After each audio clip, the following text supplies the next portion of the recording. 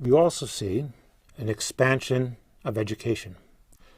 And the expansion of education, of course, means an expansion of the literate public, the people who can consume the new literature. It's not clear what percentage of Chinese adults were literate. Certainly a very small number in a classical sense. But if we measure literacy as going down from the ability to write your name, to read a poster, to being able to compose in a high literary form from the examinations, for example, perhaps we're including 10, 15% of the population, perhaps more. But still, in a country of perhaps 200 million people at this point, that makes for a very large audience, whatever percentage it's going to be. And it is clear now that we're seeing books that are being written with a target audience not only of literati, but also of merchants. And in fact, some books with titles, such and such a book for literati and merchants. Some of these might be travel books.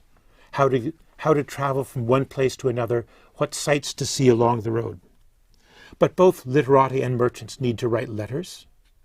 They need access to high officials. They need access to people with power generally, people with power and wealth. They need, in fact, to be literate to do their work well.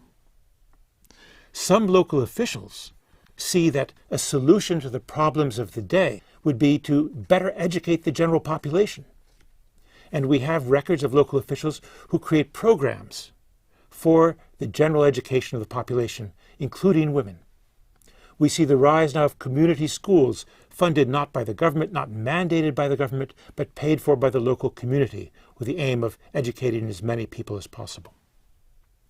And above all, we see an explosion of printing. The second explosion of printing, if you will, in Chinese history. The first took place in the 11th, 12th, 13th centuries under the Song dynasty.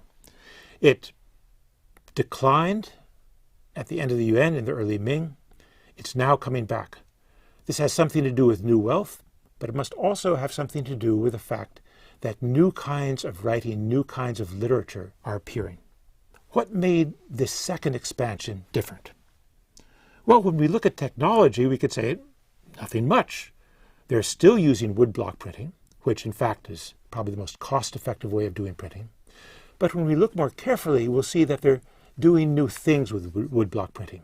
They're doing much more with illustrated books that cover all sorts of topics, from the way the world is to moral examples of moral stories, of moral heroes, illustrations of poems, illustrations of products that are being sold.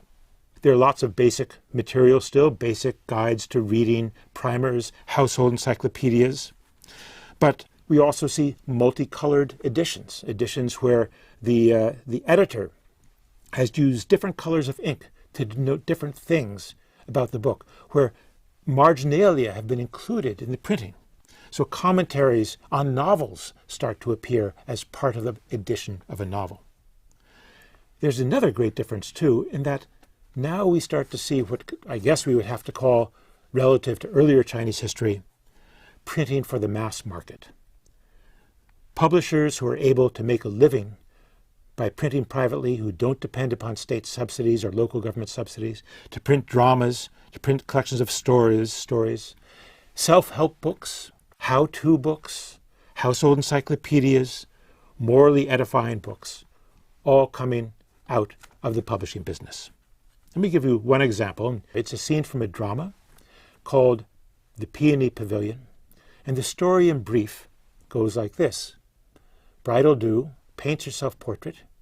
She then dies. The portrait is left in the house. A young scholar comes along. He sees the portrait. He falls in love with it.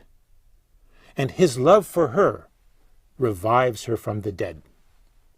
Well, in fact, that last part, his love revives her, his love and his desire, right, leads us to the next thing I want to talk about.